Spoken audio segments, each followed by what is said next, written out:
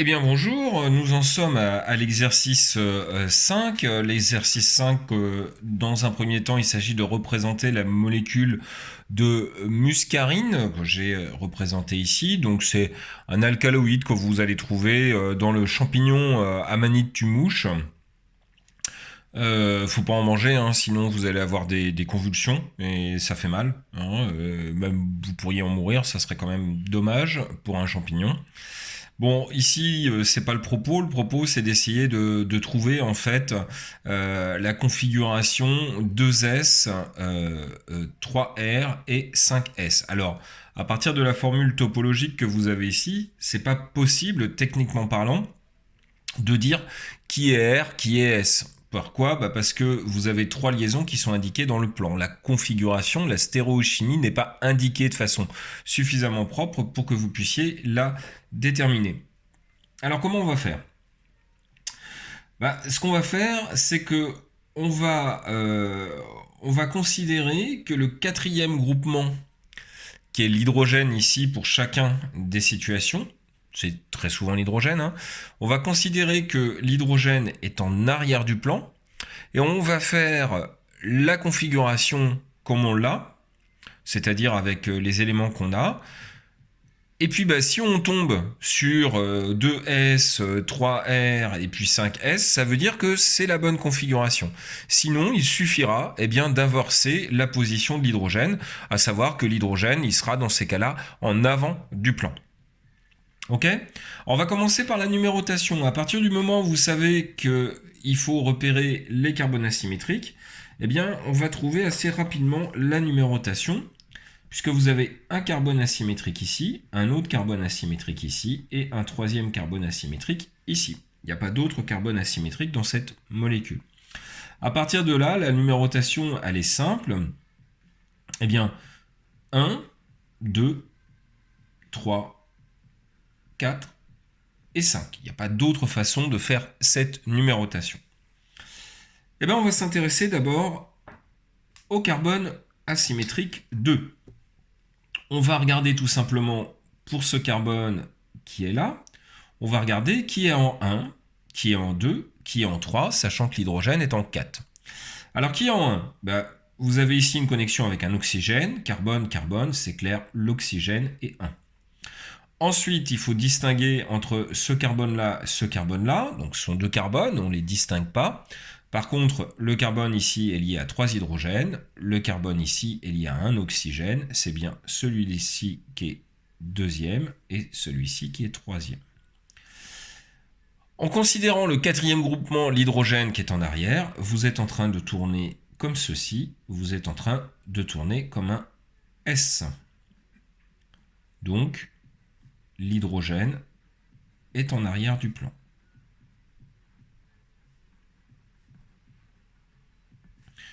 Je vais commencer à réécrire la molécule, comme on a commencé à l'écrire. Donc, si l'hydrogène est en arrière du plan, ça veut dire que le CH3 ici est en avant du plan.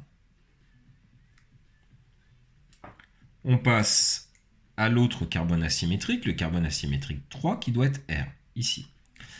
Alors, quel est le premier groupement? Le OH, donc l'oxygène, c'est sûr. Ensuite, vous avez à distinguer entre un carbone et un carbone, c'est la même chose. Ce carbone est lié à un oxygène, ce carbone est lié à un autre carbone. Ici, vous avez la position 2 et ici, la position 3. Vous tournez comme ceci, vous tournez pour faire un S. Or, le problème, c'est qu'il ne faut pas un S, mais un R. L'hydrogène est en avant du plan. De cette façon, on va le représenter sur la molécule qui est ici. Ça signifie que le OH est en arrière du plan. Et si vous faites cette fois-ci la configuration de notre système, vous allez bien voir que vous allez avoir 1, 2, 3, ça n'a pas changé, ça tourne comme pour faire un S, mais vous diriez, puisque l'hydrogène est devant, il est R. Et c'est effectivement un 3R. Passons enfin au dernier groupement, le 5, que vous avez ici. L'oxygène est 1.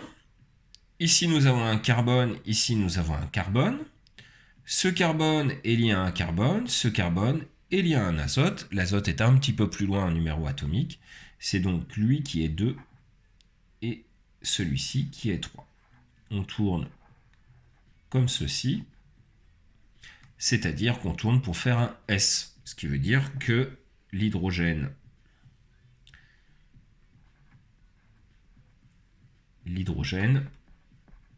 est en arrière du plan.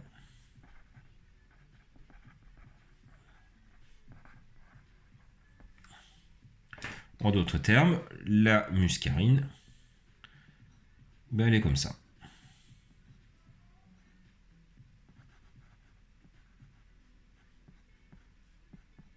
Voilà. Voilà notre molécule de muscarine. On passe ensuite à la deuxième question. La deuxième question s'intéresse à un terpène qui est le limonène. Donc les terpènes, c'est des composés volatiles qui sont présents dans de nombreux agrumes. Et là, l'objectif est de représenter le R-limonène qui est présent dans la peau des oranges. Alors, c'est la même façon de procéder. Vous avez ici la molécule comme ceci.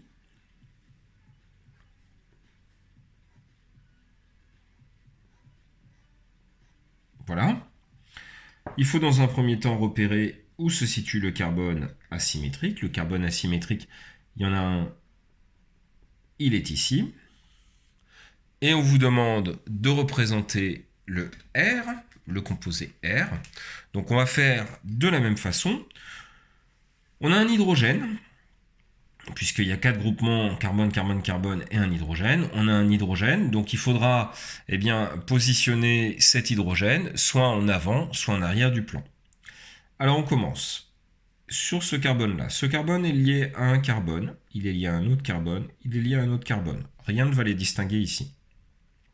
Regardons ce carbone-là. Ce carbone-là est lié à 1, 2 et 3 carbones. Ce carbone-là est lié à un carbone. Ce carbone-là est lié à un carbone. C'est donc celui-ci qui est en premier. Comparons les deux. Donc nous en étions rendus carbone, carbone, carbone, carbone. Ce carbone est lié à 2 carbones puisqu'il y a une double liaison. Ce carbone est lié à un seul carbone. C'est donc celui-ci qui est deuxième et celui-ci qui est troisième. On tourne comme ceci. Donc on tourne pour faire un S, mais puisque il nous faut un R, ça veut dire que l'hydrogène, qui est le quatrième groupement, est en avant du plan. En d'autres termes, le limonène, il ressemble à ça.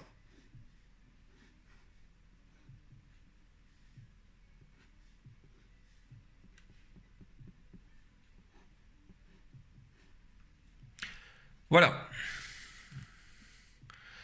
Alors, on continue sur la S-asparagine. J'espère avoir assez de place.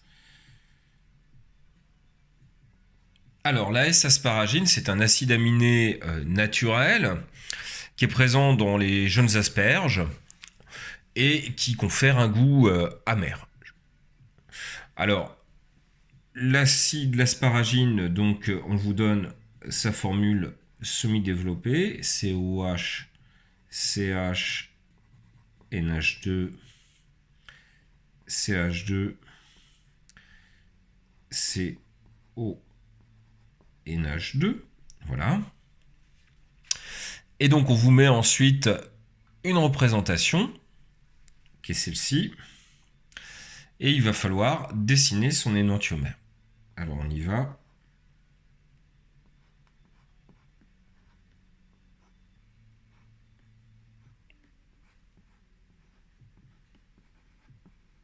En d'autres termes, il faut lui positionner son groupement amino, en sachant que normalement il est S.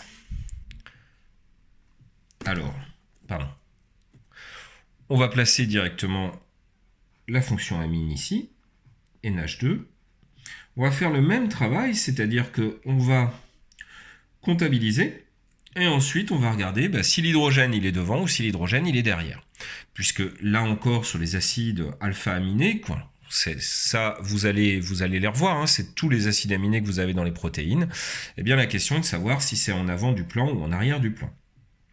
Alors, allons-y. Eh bien, vous avez votre carbone asymétrique qui est ici. Je me fais la petite étoile. Vous avez ici l'azote qui va être en 1, puisqu'ici vous avez carbone et carbone. Ce carbone-là, il est lié à 2 oxygènes, puis un 3e oxygène. Ce carbone-là, il est lié à un autre carbone. C'est donc celui-ci qui est en 2 et celui-ci qui est en 3. Vous tournez comme ceci, c'est-à-dire que vous tournez comme pour faire un S, ce qui veut dire que vous êtes dans le bon sens. En d'autres termes, et ça va m'éviter d'écrire la molécule, en d'autres termes, vous avez votre groupement qui est comme ceci. Après, on vous demande à quelle série D ou L l'asparagine appartient-elle. Alors, la série D ou L, ça vous renvoie forcément, attention à ça, à Fischer. Donc on va commencer à construire Fischer dans ce cadre-là. Alors comment on fait? On regarde combien de carbone asymétrique on a. On en a un, ce qui est classique dans le cadre des acides aminés. On met la fonction la plus oxydée dans les acides aminés, c'est toujours la fonction acide. Puis ensuite, c'est CH2CO NH2 qui est en bas. Et la question, c'est de savoir, est-ce qu'on a le NH2 ici ou est-ce qu'on a le NH2 ici? Alors pour ça, on va utiliser la méthode du petit bonhomme. Donc on va placer un petit bonhomme. Alors, je suis désolé pour mon dessin, hein, mais j'espère que ça va être visible après sur la vidéo. Un au-dessus et on peut en mettre un en dessous, mais on n'aura besoin que de celui du dessus. La tête est positionnée ici de façon à regarder la fonction la plus oxydée, qui est là. Et on regarde tout simplement si sa main gauche est ici, voit le NH2, ou si c'est sa main droite. Alors, si vous voulez, on rajoute en arrière du plan l'hydrogène.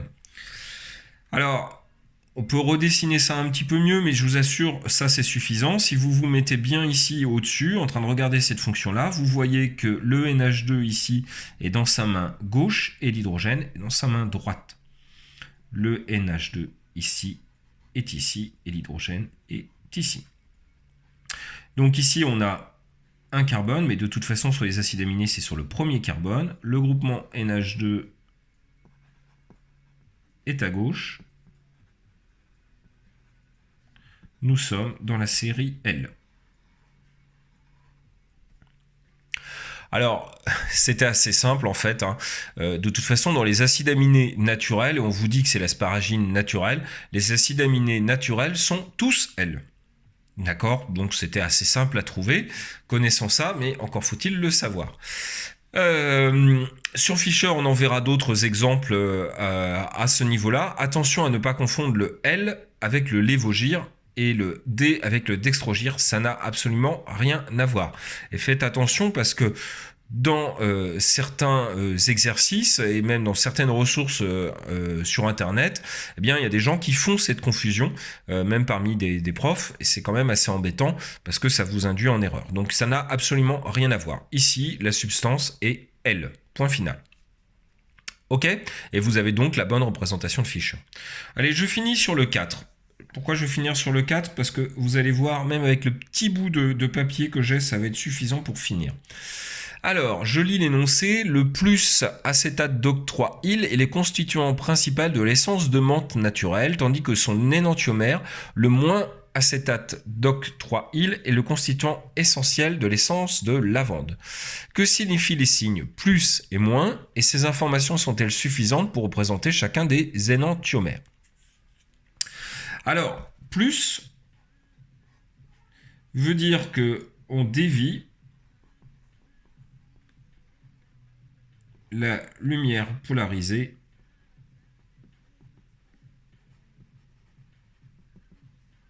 vers la droite.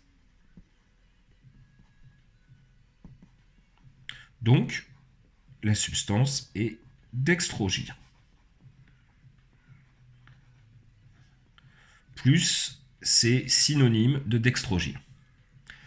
Moins, évidemment, ça veut dire qu'on dévie la lumière polarisée vers la gauche, et ça veut dire qu'on est lévogire. Et puis voilà tout ce qu'on peut dire, parce que de toute façon, à partir de ça, on n'est pas capable d'identifier les énantiomères. On n'a, à partir de là, aucune information structurale.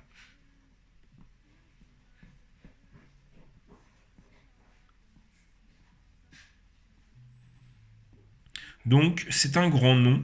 On ne peut pas écrire les formes, on ne peut pas écrire les formes suffisantes pour représenter chacun des énantiomères.